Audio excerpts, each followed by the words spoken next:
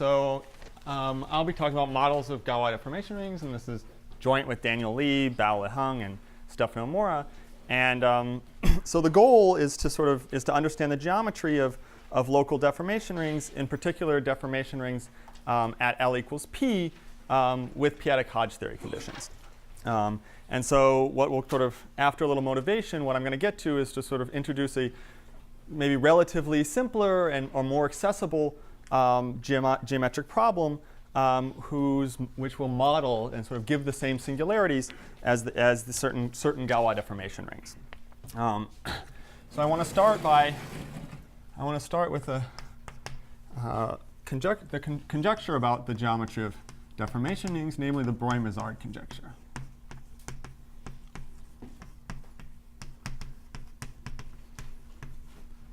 And so I'll fix some coefficient field E over QP.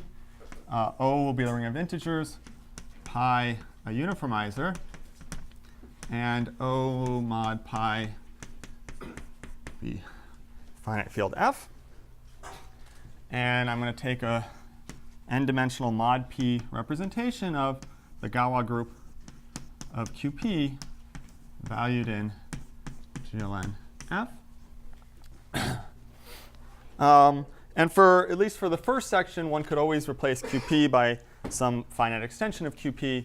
And I think for essentially all the talk, one could work with an unramified extension. So I'll try to be clear as I go along.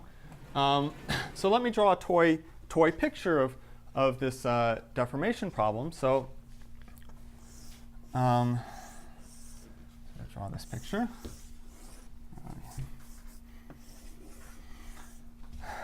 So this is going to be the generic fiber of the universal deformation ring, unrestricted deformation ring of rho bar.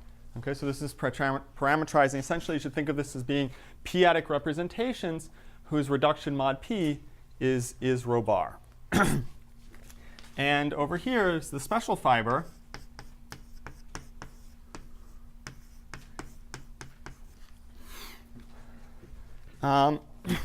And we have this think of this reduction mod pi. And on this generic fiber, we have some special cycles, or special loci. OK, so these are going to be x lambda tau.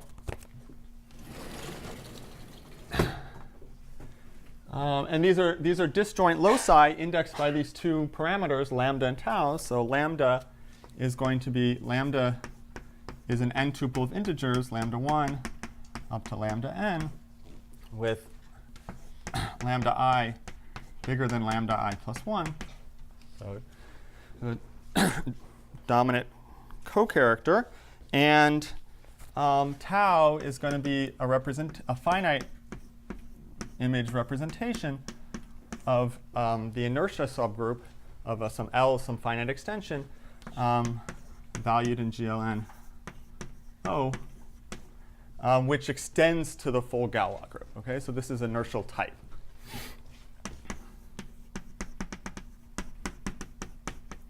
And so what is this loci?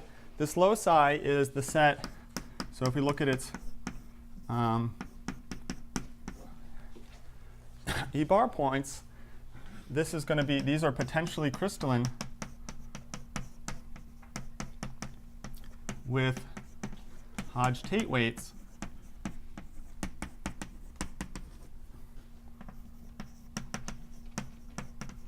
lambda plus n minus 1, n minus 2, 0, and type tau.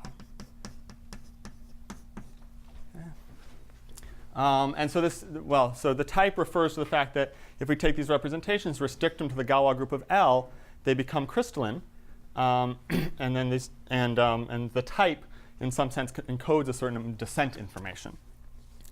And so these are infinite. We have an infinite number of these loci. They're all disjoint. Okay. This. You look at it's the action of tau on decris. So once you go over to this L extension, you take decris, and there's an action of the Galois group on there, and you demand that it's given by tau. So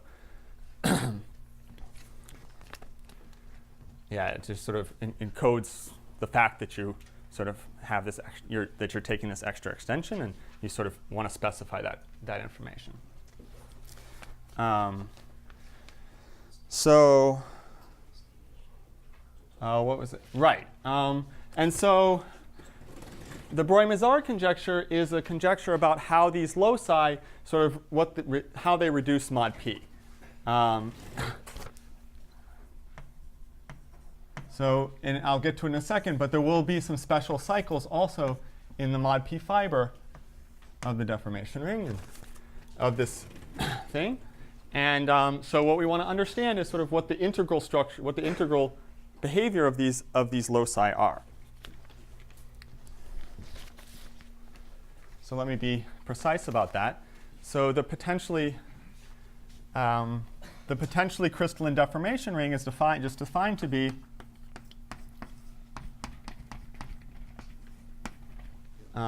you take this loci in characteristic 0, and you just take its closure inside of this universal deformation space. Okay. And so if just sort of looking at this characteristic 0 condition and closing it up is a rather brutal operation. And so in general, it's very hard to understand what the mod p, for example, properties, what the sort of integral properties of this deformation ring are. It's just defined in this kind of in outside a few cases. It's very hard, for example, to write down what these condition of having Hodge-Tate weights lambda plus having these Hodge-Tate weights and this type, what that looks like mod p. And so the Broglie-Mazars conjecture is a conjecture about what this should look like, and it's in terms of representation theoretic information. So we're going to define. So out of this lambda and tau, I produce these two representations. So W lambda over E is going to be the highest weight representation for GLN. Okay. And associated to tau, there's a representation of GLN ZP given by the inertial local Langlands correspondence. So this is a smooth, irreducible representation. In the case when this field L is tame over Q. Inertial local Langlands correspondence. So it gives you a representation which is sort of compatible with, if you extend tau to the finite Galois group, you can apply local Langlands, and this is something which is sort of compatible. It gives you compatible with that correspondence. Yeah. Is that the type of the cuspidal representation, for example, the Bushnell-Kutsko type, or when you extend, yeah. Okay. So yes, yeah. I mean, I think yeah. Okay. In the case when tau, the case we'll be interested in when later on, L will be tame over QP, and then this is very explicit. So attached to this tame representation of the Galois group, you get a Deligne-Lustig representation. So this is can make it extremely explicit in that case. Okay, so out of these two pieces of information we construct this recipe for describing the special fiber of this deformation ring. And so I'm going to give a version, what we'll call geometric Broglie-Mazars, which was formulated by Emerton and G. And so the statement is that for each, so if I give you for each irreducible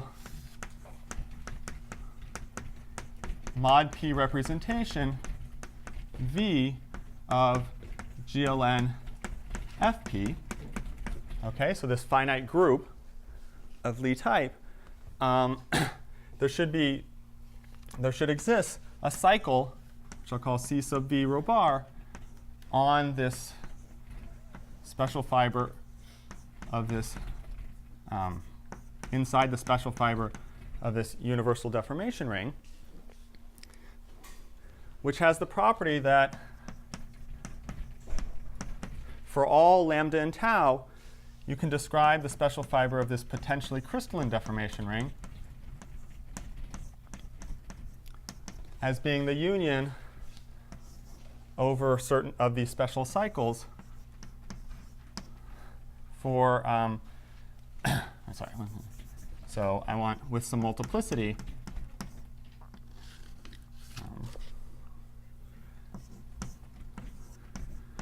so the union over these cycles with some multiplicity, where this multiplicity is the multiplicity of V as a Jordan-Holder constituent of the reduction of this highest weight representation, mod P, tensor with the reduction of this smooth representation, mod P.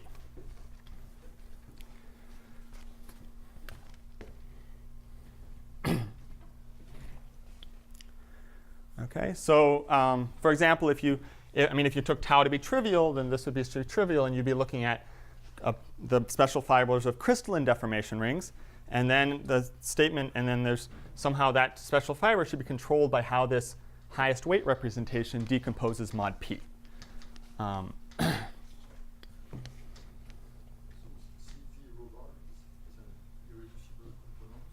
Not necessarily, no. In general, no. It could be some, they're all the same dimension if they're not empty. So for some V, this could be empty. But if they're not empty, they're all the same dimension. But it could be a union of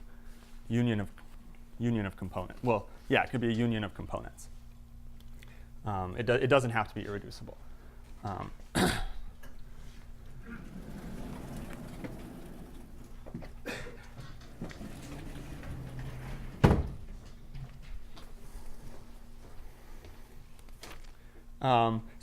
So maybe one thing to say is, so part of this theorem is the existence of these cycles. And one thing to note is that in many cases in most cases we'll sort of study some subset, not all, we won't consider sort of all lambda and tau. But the point is that these equations are massively overdetermined. So you only need to know some class of lambda and tau in order to pin down what these cycles should be. And then the conjecture is that this should work for, this recipe works for all lambda and tau. So, coming back to our picture over here, we have these sort of infinitely many loci here. We're looking at their reduction. There are only finitely many irreducible representations, so there should be these sort of finitely many special cycles in the special over here for which all of those loci reduced, which all of those loci reduce to.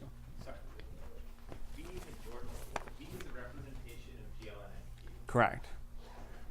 I might have been. The other side is. Yes. So the irreducible. So I was slipping something under the rug. So this is a representation of GLN ZP, but the irreducible representations of GLN ZP are the same as the irreducible representations of GLN FP because in characteristic P. Yeah. So you could say irreducible. You should say yeah. So you can interchange those two. Because we're in characteristic P. So what do we know about this conjecture? So the only known case of the conjecture, so Kissen proved the conjecture when n equals 2, and or again in this form where we're working over QP, using the p-adic, so this is using p-adic local Langlands.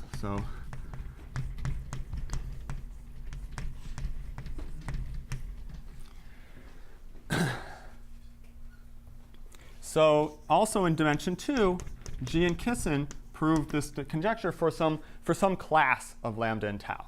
So when n equals 2, we take lambda to be weight sort of 0. So this corresponds to Hodge-Tate weights 0, 1. And they allow k to be, so they replace k qp by any finite extension and any tau. Tau and any tau. And this is the sort of potentially Barsati-Tate case. And so maybe it's worth pointing out, even if you just fix lambda to be 0 and you vary all tau, that determines this sort of for almost all v. They actually do the semi-stable case, but anyway, and they use full strength of sort of modularity lifting theorems. So this is our joint work. So we previously we showed that some for n equals 3. Again, sort of the analog. So L weight 0, and K over QP unramified, and tau. We assume that tau, the type, is tame and generic. And I'll come back to this. I'll sort of come back to this genericity, or give you a hint of what it is a little bit later. And maybe so. And this Breuil-Mazard conjecture is also, I should maybe worth mentioning, that it's closely tied to questions in modularity lifting and also questions which are, for example, the weight part of Serre's conjecture. And that was sort of when we were looking at the weight part of Serre's conjecture, and this was a important ingredient in that.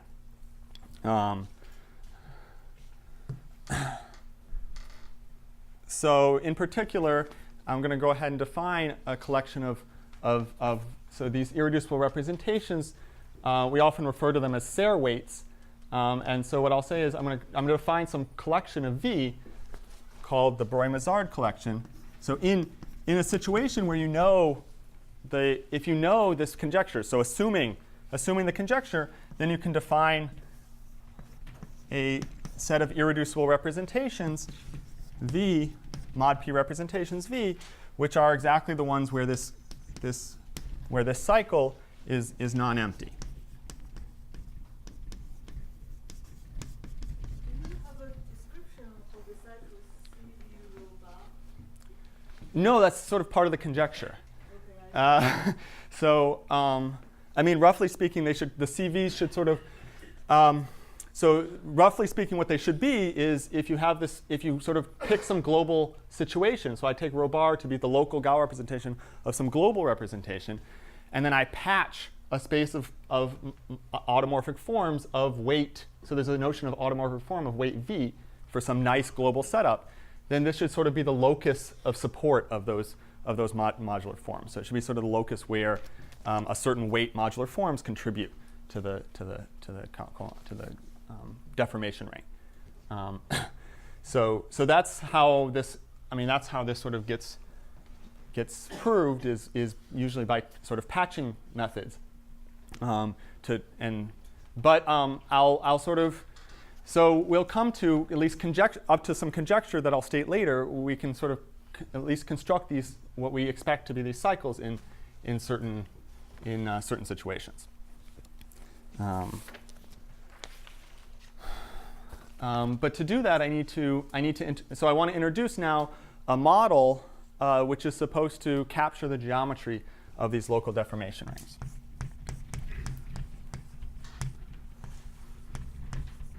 And so I want to talk about local models. So local models first appeared in the context of the arithmetic of Shimura varieties. But the models that I want to talk about are sort of a generalization of that. And so this is work of Pappas and Zhu. And so they construct these. So basically, they used ideas coming from geometric representation theory of Balanson, Drinfeld, and Gates-Gurry to construct certain sort of linear algebra moduli space, which seem to have singularities that are very interesting. And so they attach to any sort of triple. So if I take GLN, so I can replace GLN by any tame group, mu a a dominant co-character, so decreasing n tuple of integers. And I will always take Iwahori level, though you can work with any parahoric level. And they attach to this space m sub mu over O. And it's a projective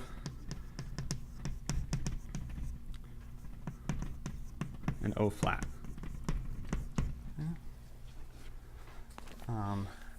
And maybe if you're more familiar with the Shimura variety setting, if mu comes out of the Shimura datum, if this is a minuscule co-character which comes out of the Shimura datum, then this thing is supposed to have singularities which are equivalent to those of the Shimura integral model of the Shimura variety with this level structure. So I'm going to define. I'll show you what I'm going to define M mu. So M mu is built inside of. So M mu is built inside of a sort of big affine Grassmannian. So this following moduli problem. So so it triples E beta kappa, where E is a vector bundle on the affine line over O. Beta is a trivialization of this vector bundle when I remove the divisor v equals minus p. And kappa is a full flag on E mod v.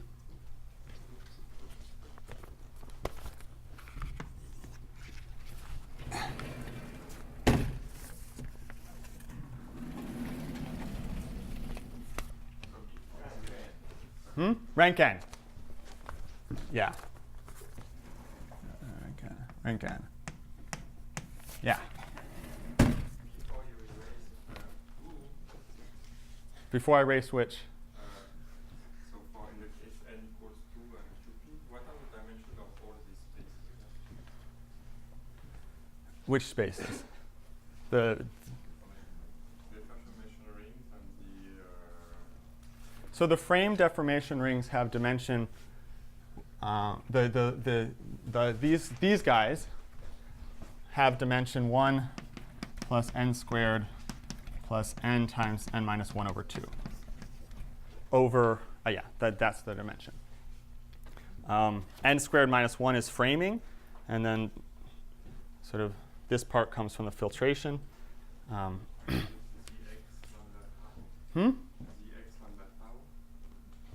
Yeah, same dimension.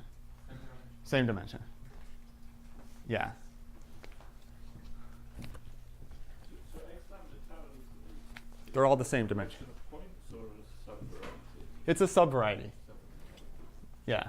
It's not obvious that it's a sub thing, right? That was part of when Kissen constructed these potentially crystalline deformation rings. He doesn't quite show that. He shows that it's sort of if you take the closure of those points, you don't pick up any more points. So it was sort of not obvious in the construction that it is. But it's sort of, it's both, first it's rigid analytically closed, but then it's also Zariski closed. I made everything regular weight, so the dimensions are all the same. Yeah. N squared minus 1 still. Is framing. Why is it plus 1? Why is it plus 1? Well, there's some unramified stuff too. So there's a like if you think of there's a filtration. This is sort of a filtration bit, and there's a Frobenius built in there too. I haven't fixed determinant, so that there's sort of if you fix determinant, you cut it down by 1. But the point is it's all the same dimension.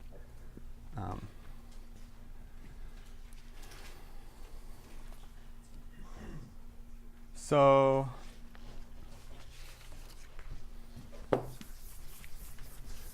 these models, these M sub mu, are all defined inside of this big Grassmannian. Okay?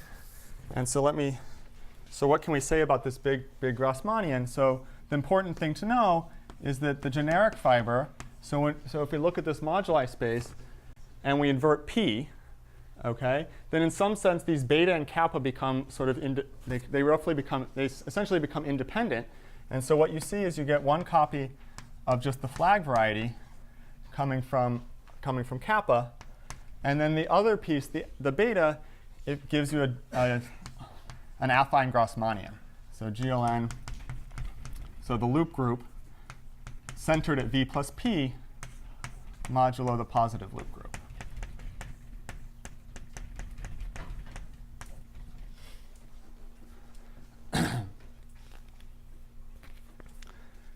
And in the special fiber, so when you work mod pi, in the special fiber, this V plus P and this V sort of collide, these 2 points collide, and what you end up getting is a copy of the affine flag variety. So the loop group quotiented by the Iwahori subgroup. Sorry. And V becomes V plus P. Get that right. So it's a very interesting space. You sort of mod P, you have this affine flag variety, and then it sort of deforms to a copy of the flag variety and a Grassmannian.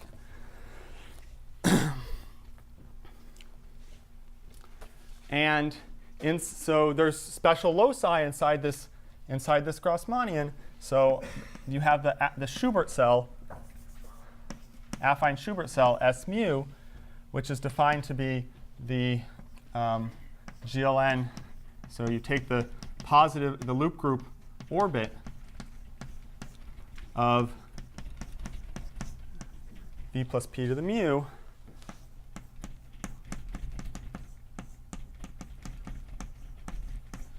and you quote in this quotient.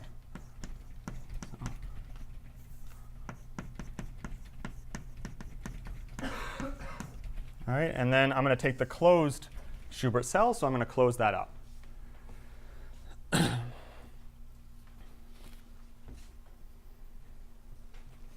All right, so the orbits on the left orbits of this on here are parametrized by these co-characters, and so I pick that particular orbit, and then mu is defined to be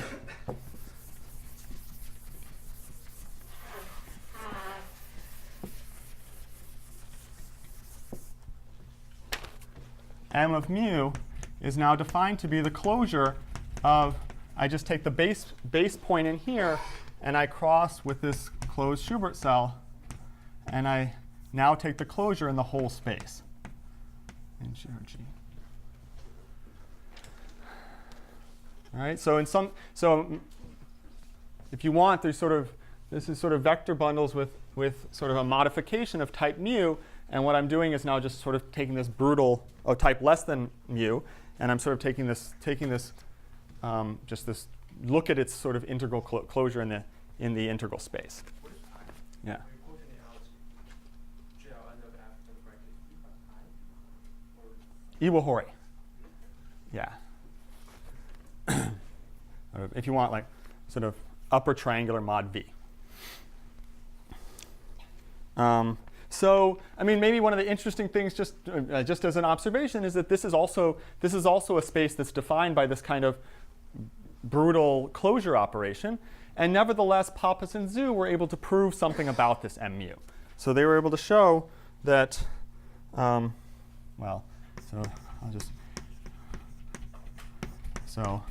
Pappas and Zhu, they proved that mu is normal with special fiber reduced special fiber.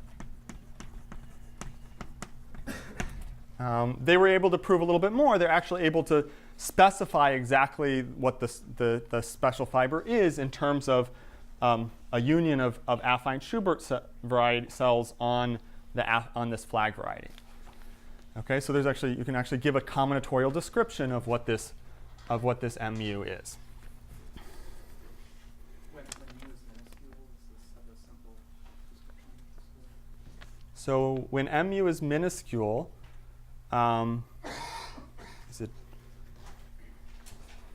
I mean, it should be fairly simple. I mean, the thing that happens when mu is minuscule is that this is actually a flag variety, just an ordinary flag variety. This is smooth in particular. And so, for example, I mean, maybe just give the example. So if n is 2 and mu is just 1, 0, then what this is just P1 blown up at a point on the special fiber. So it have two components in the special fiber, and it'll just be a P1 in the generic fiber. So the standard model for the modular curve at Iwahori level. Yeah, so that's kind of the simplest example. And in general, I mean, it shouldn't be too bad, but it's not. I don't think it's something I can say off completely simply.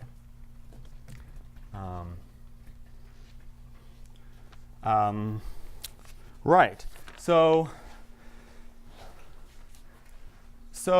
this was a place. So I mean, basically building on an idea of Kissen, where he related certain Barsati-Tate deformation rings to certain local models. The naive idea was to relate these Galois deformation rings to one of these local models when the weights, for example, are when these weights are larger.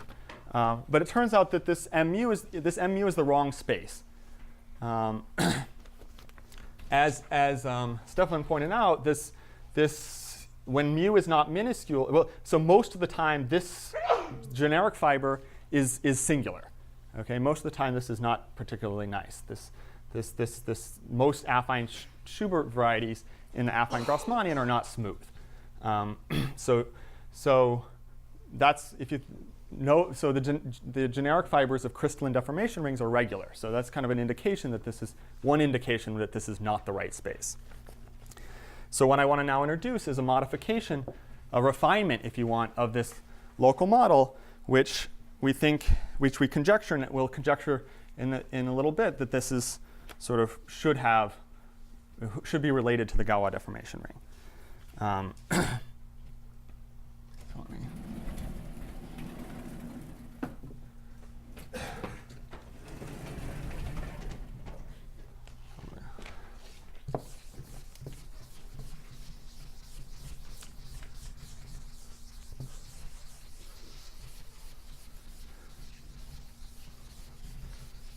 So there's a condition that the condition that we're gonna add to this local model is sort of some form of Griffith's transversality, which is something that appears only when you have non-minuscule, so sort of higher mu.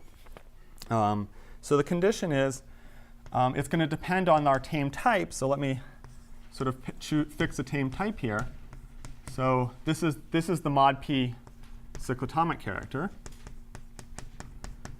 Take the Teichmuller lift.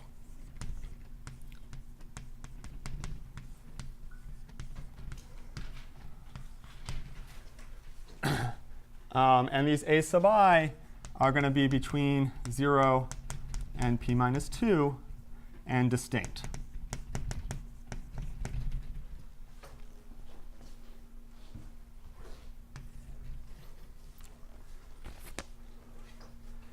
All right, and given this, so I can now define, I consider the trivial bundle with a constant connection, which sends a basis vector E sub I to A sub I E sub I times dV over V. So this is a sort of, there's a meromorphic connection with simple poles at V.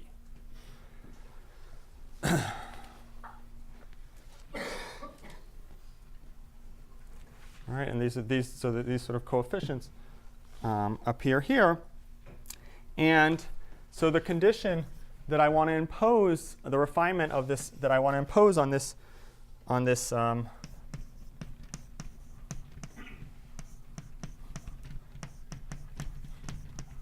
so I'm going to work on the generic fiber of this local model. And I want to impose the condition that when I take this, so beta, right, is a trivialization of E. All right, so it gives me a map to the trivial bundle with V plus P inverted. And so what I can do is I can induce a connection on E by pulling back this constant connection. So it's sort of, it has poles now. The difference between E and E0 is a modification at v equals minus p. And so this will require poles along v plus p. And so we impose the condition that this has at most simple poles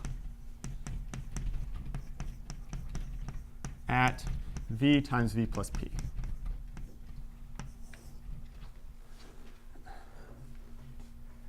All right.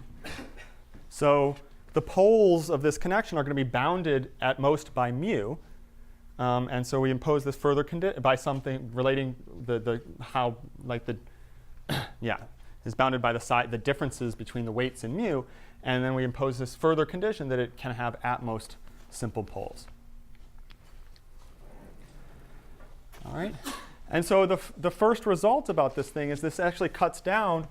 It has a very interesting result that it sort of takes this affine Schubert variety that we saw, it takes this S mu and it cuts it down to something manageable. So it cuts it down. It turns out to give, if you impose this condition, it gives the disjoint union over mu prime less than or equal to mu of GLN mod p mu prime. So a disjoint union of copies of the flag variety indexed by mu prime, which are smaller than mu. And the parabolic is determined by mu prime. So if mu is regular, then this is just the Borel subgroup. So basically, this affine Schubert variety is a union of open Schubert varieties, and it cuts each of them down to a flag variety. All right. So in particular, this thing I've defined is smooth. All right. Once now that I've imposed these simple poles, this is now smooth.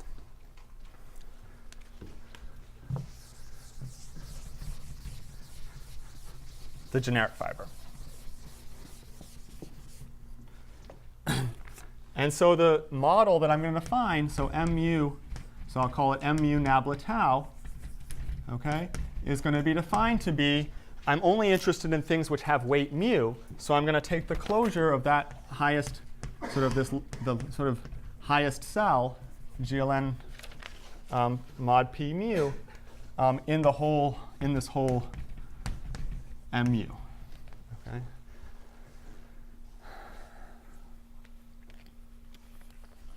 And just by construction, this is O flat and projective.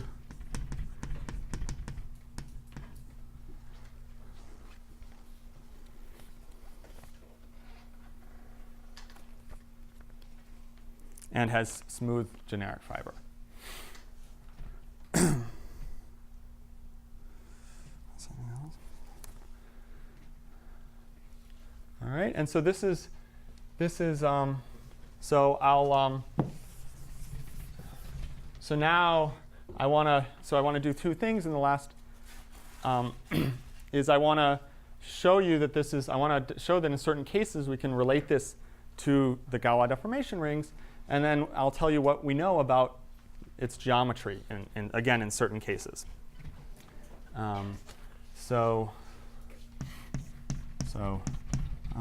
Final section, I'll call this sort of a conjecture.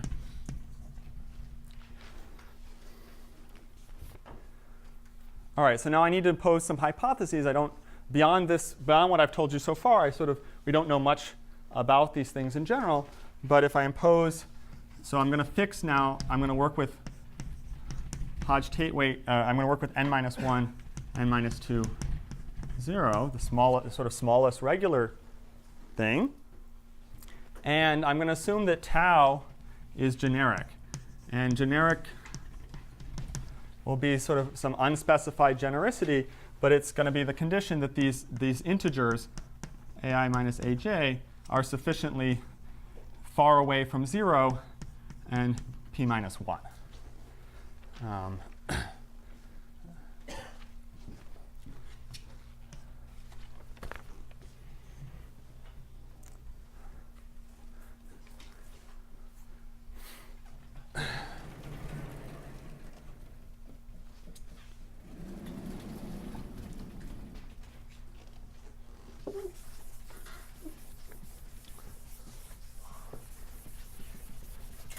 So That's constant away from the end. Yeah, it could be made some constant away from the endpoints, it depends on each result will have a sort of maybe a different genericity, but essentially in all cases the how far away should only depend on n. In some places we can't make that explicit, so it could be sort of, it could be very sort of require very, very large gaps, but there is something that only depends on n and doesn't depend on rho bar, for example. It doesn't depend on p.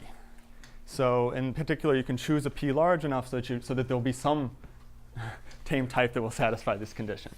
Already when we did these constructions for GL3, already it required p to be something like 17 in order, or maybe even bigger than that, in order to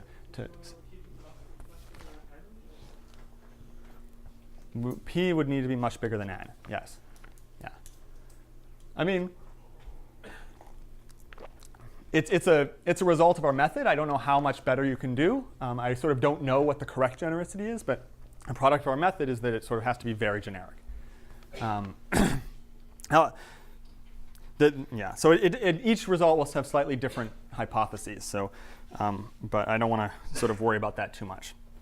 So the first statement is that the connection to Galois representations. So there's a map, I'll call it I of tau, from this model.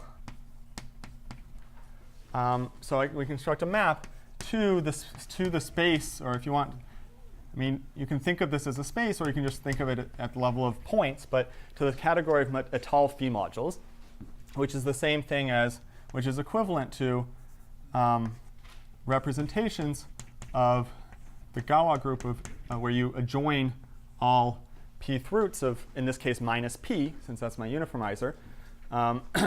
So this highly ramified extension. So this is some linear algebra category which characterizes these representations. I'm lying a little bit in the sense that you actually have to pass to a torus cover of this to get this map. But for our purposes, it'll simplify our life just to have this map. So we have this. So you can connect this local model actually to representations. Oh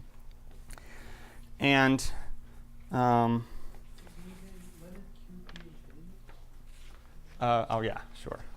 So QP infinity is I take QP and I join all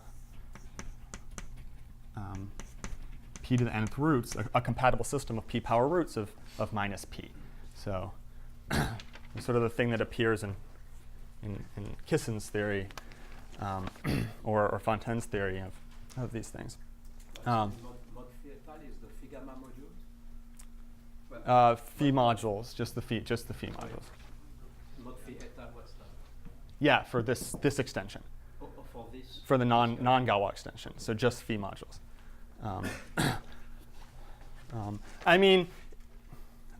In some sense, this nabla should sort of have to do with this, like a descent down to QP, but I don't want to. It's not sort of clear that you can construct the map to Galois representation. So, but this is very close to a map. You should think of, if you want to think at a certain, this is very close to sort of mapping to this moduli stack of Galois representations that Emerton and G construct. So there's you can make this very geometric. But it is only phi module, is that right? Here it's just phi modules. Yeah. No. So it's actually not. It's actually very. It can be made very concrete. So essentially, you choose some.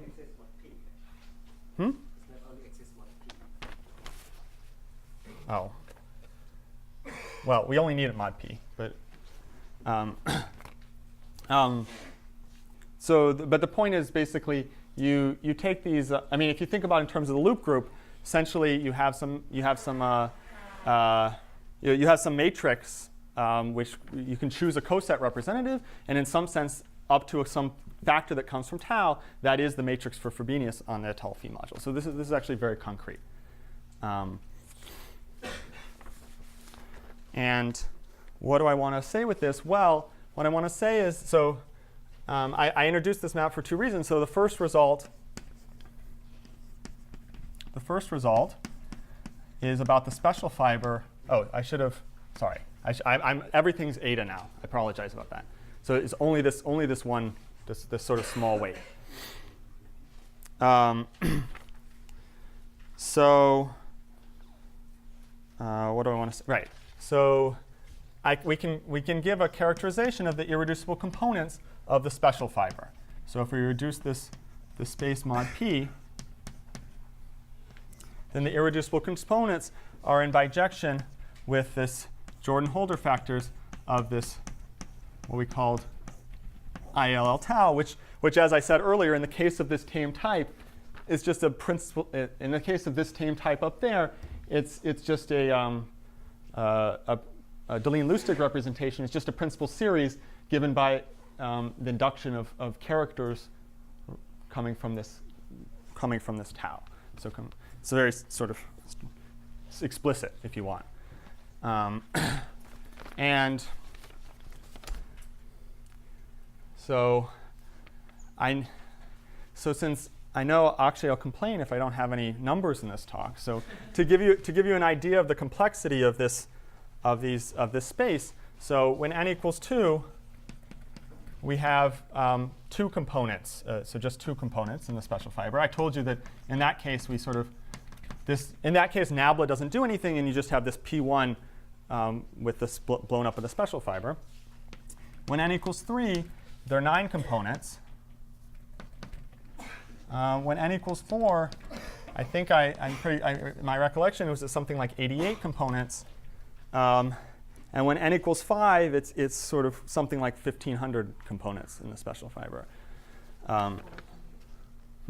For always eta, always eta, always the n minus 1. Yeah, always the fixed. Is the reduction of this inertial local length now multiplicity? No, it is up until here. So the n equals 4, it's not. So what does this correspondence mean when it's not multiplicity? Not with multiplicities.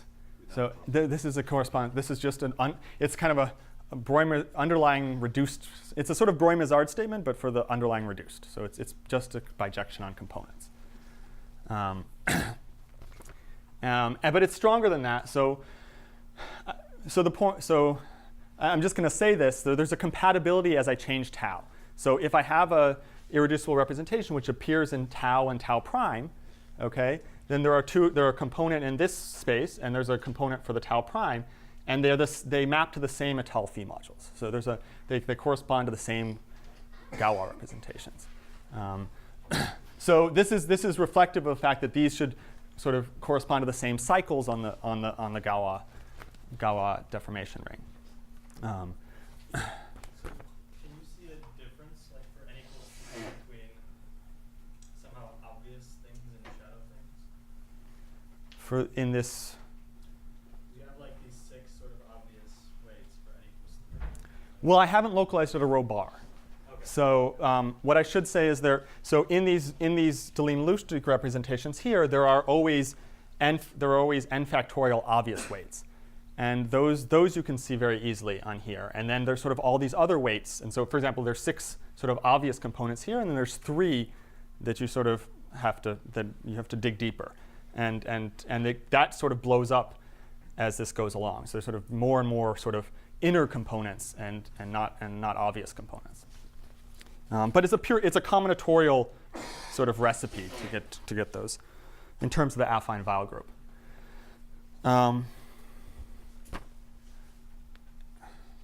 And so, all right. So this is that theorem. That theorem there sort of. I mean, I should say we actually use some. Well, maybe I just might as well say it now. So we actually use some global input to do this. We use some modularity results to sort of pin down these to we kind of get a guess for the number of irreducible components, and then we sort of we sort of use some global input. But this is the main connection to Galois representation. So let me just remind you of where we are. So if I have our mod p Galois representation into GLNF, and I take this tau, which is tame and, well, generic, and sort of more generic than there.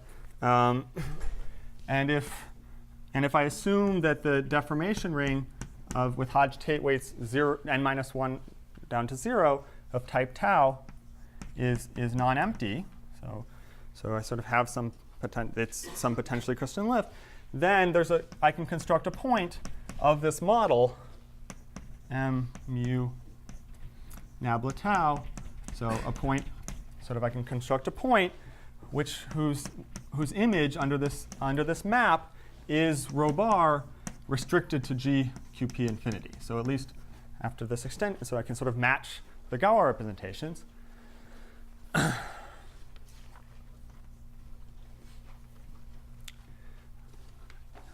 And the point is now there's a map from the local ring completed. So I look at the local ring at this point, and I complete it, and I have a surjective map to R rho bar tau. Okay.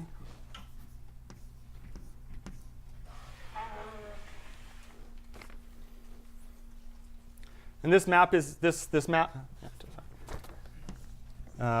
is induced by this I tau, in the sense that it's compatible with sort of reduction to QP infinity. Maybe it's worth mentioning that for crystalline representations, reducing to QP infinity is fully faithful, so you sort of don't. What's mu here? Is it eta? Mu is, I'm sorry, yes, mu is always eta. Always eta. Yeah, sort of the weight 0 case. And at least up to, so if we add some up to some framing, some smooth cover, we can make these have the same dimension. Okay? And so we conjecture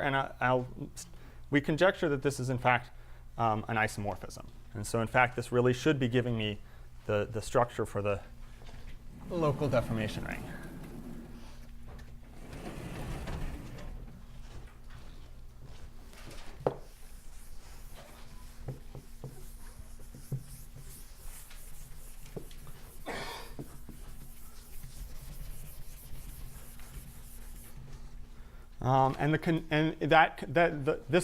This will be an isomorphism if we assume the following geometric property of our model. So geometric unibranch, call this the unibranch conjecture.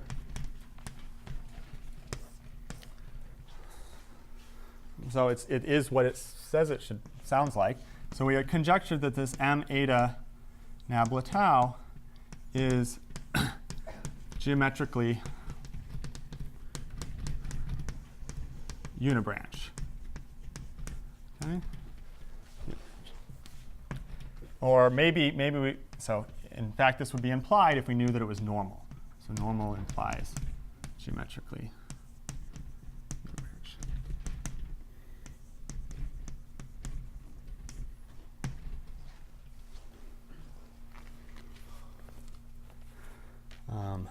And so far the evidence for the conjectures were everything's fine for n equals 2 and n equals 3.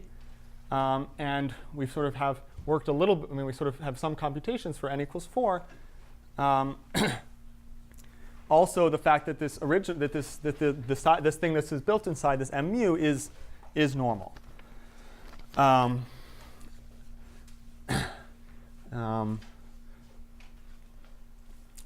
And so maybe it's worth mentioning that one of the things that if you know that this thing is unibranch, then note that if you look at this, so this m mu nabla tau, its generic fiber is just the flag variety. So in particular, if you get rid of this completion, this is a domain, okay?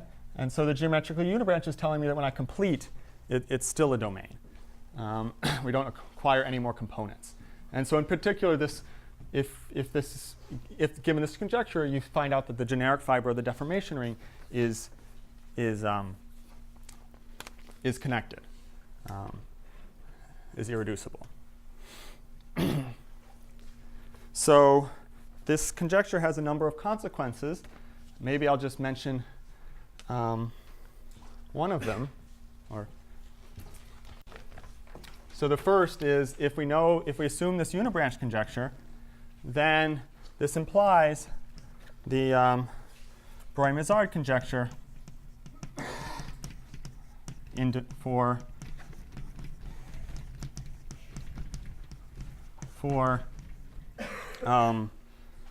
for the type 0 tau, where tau is tame. Tau is as in the tame and generic.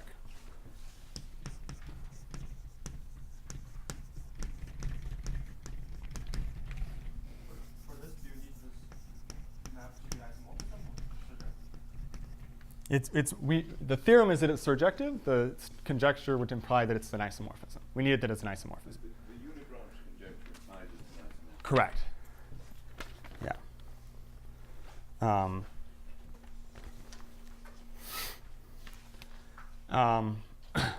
So going back to someone's question earlier, in fact, what did I say?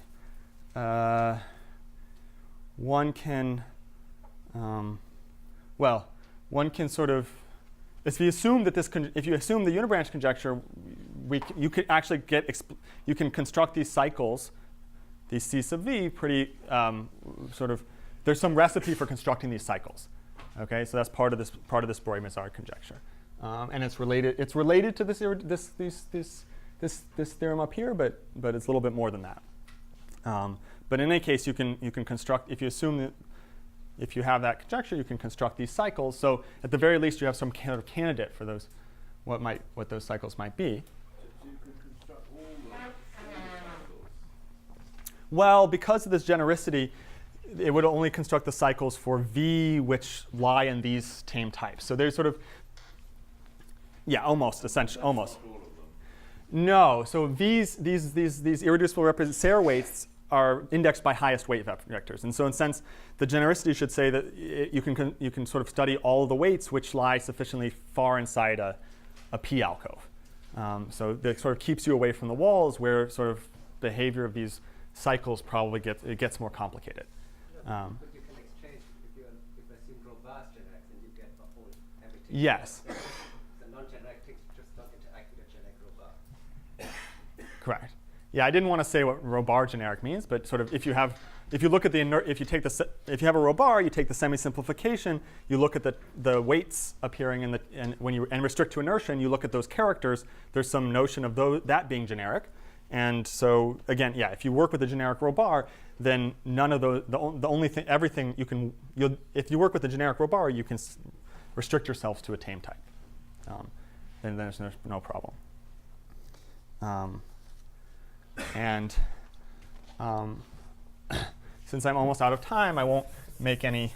I'll just very, very briefly say that if you, going back to this thing I mentioned before, so assuming this unibranch conjecture, you have this Breuil-Mazard conjecture, which means we can define this collection of weights, W Breuil-Mazard robar, which is the set of V for which this sort of cycle is non-empty.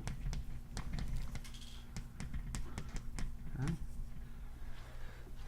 And so, given a globalization of which has given some global representation which has robar as its local factor, this is a candidate for the weight part of Serre's conjecture. And so we should also I'll put this theorem in quotes because it's sort of still. I haven't said anything precisely, but essentially we can show so weight part of Serre's conjecture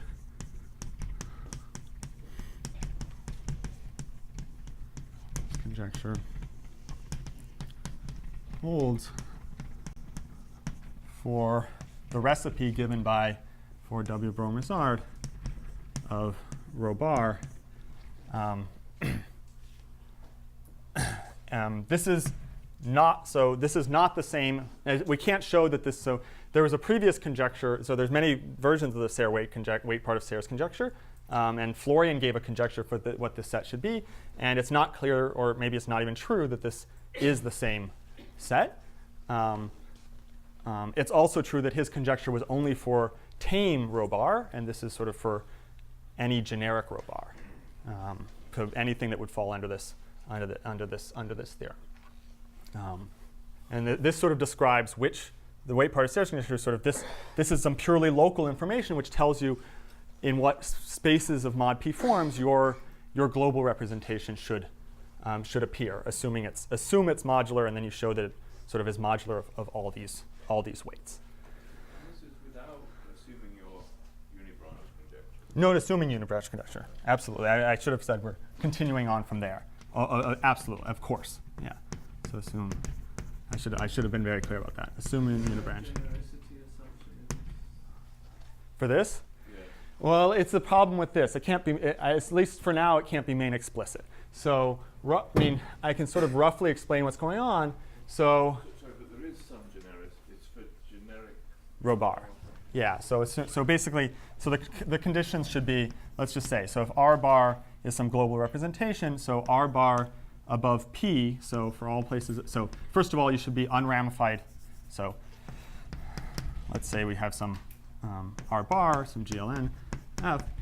So we should assume that R bar restricted to the places above, that P is unramified in F.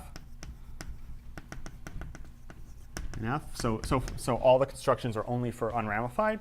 So R bar satisfies some modular, irreducible,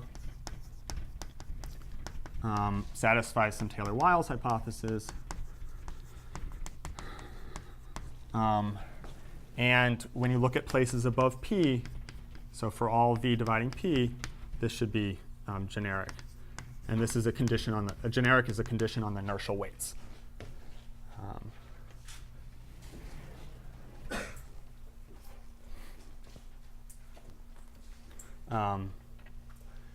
So the kind of genericity, one place the genericity comes in, or the big place where the genericity really gets bumped up, comes from this map, constructing this map here. So roughly speaking, this nabla condition is it's actually some approximation for the Griffiths transversality condition, which appears on the p-adic when you're constructing this Galois deformation ring. So it's some sort of algebraic, some sort of approximation. And if you assume tau is large enough, then that approximation says that we get a good map mod p to some high power. So we can actually construct there's a canonical map mod p to some high power, and then we use a sort of approximation argument to lift it all the way up. So the map is sort of canonical mod a fixed power of p, and then we sort of lift it all the way up. And that's sort of where this kind of ambiguity comes in. I think I'll stop there.